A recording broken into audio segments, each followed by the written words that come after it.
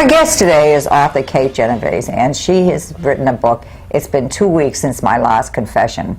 When this came through, I looked at it and I thought, oh, this sounds absolutely terrific. Not only is it terrific, and you know there's a religious connotation there, but it has to do with an Irish-American family in Cambridge.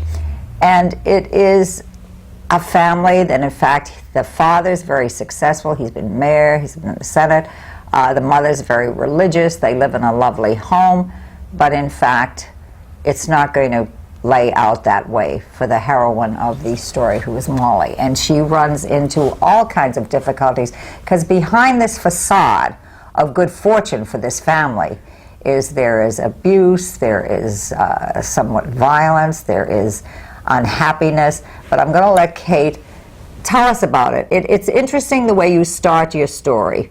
That she is in the Arch Street Church in Boston, and she's been beaten up by her drug pusher, friend, what have you, partner, whatever you want to call him, and she just doesn't know what to do. And she finds her way to Cambridge and goes into McDonald's and thinks, is there a possibility she's going to go back to her family?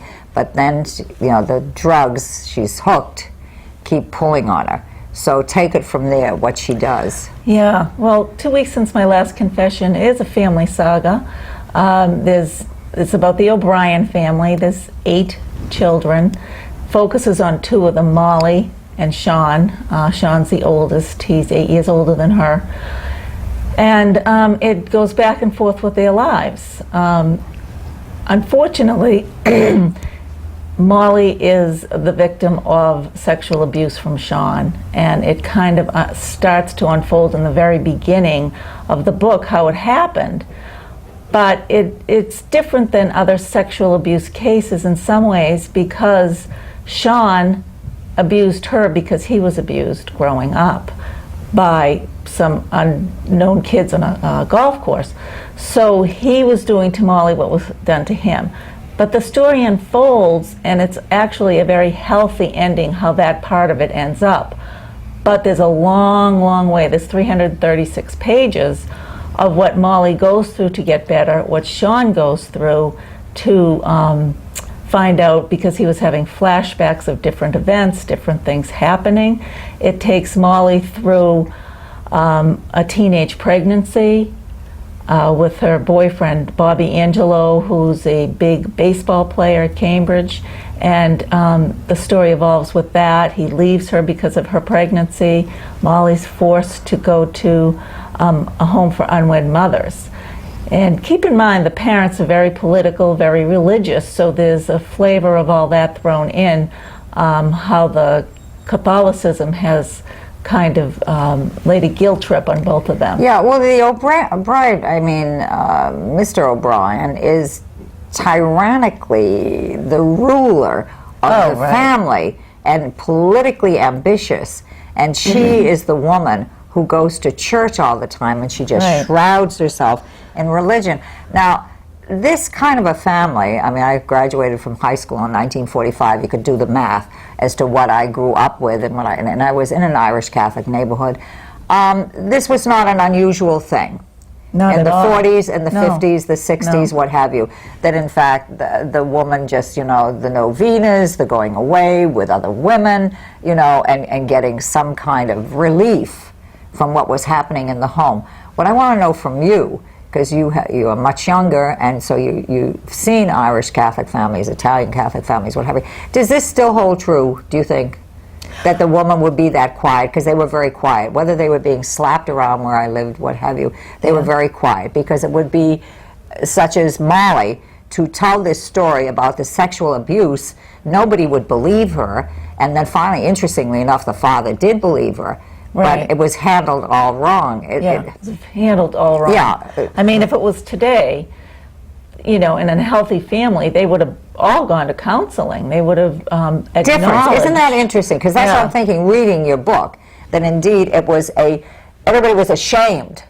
You didn't go outside the family. No, this became a wound that kept growing within the family. Right, exactly. And it was very painful to Molly, who just saw life so realistically, and and concretely, like, let's do something about this. For instance, when Sean was caught on UMass campus with drugs, you know, she couldn't believe her father swept that under the rug. Like, you got to be kidding me. But here. that was the time. I once heard a story about a child who'd been abused. She'd been raped. I mean, it was beyond abuse, and they just kept her in the house for many years. The family was so ashamed. Exactly.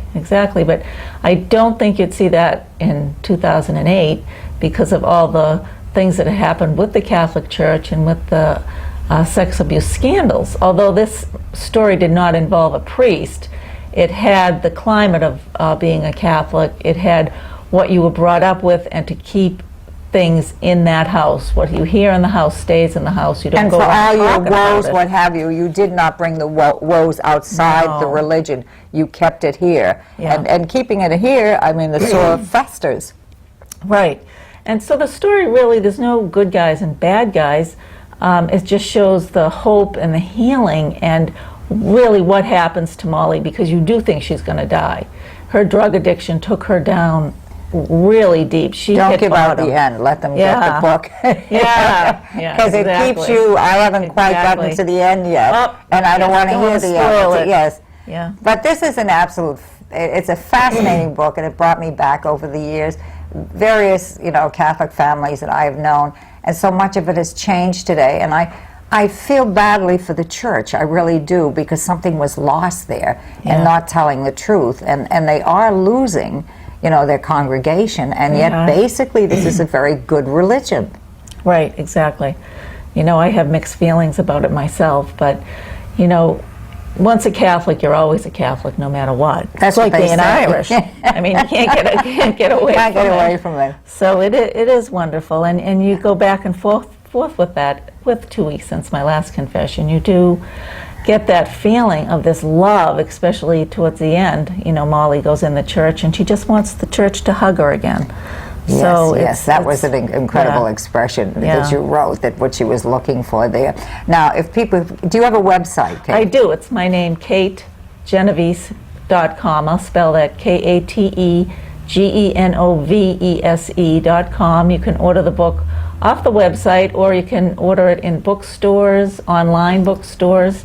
I'm having 2 book signings coming up the end of April. I don't know if this will be where are on they then. going to be? The Woburn Mall on April 19th, and then in Watertown at the Masonic Temple on April 25th. And the website, once 10 to again? 2, KateGenovese.com.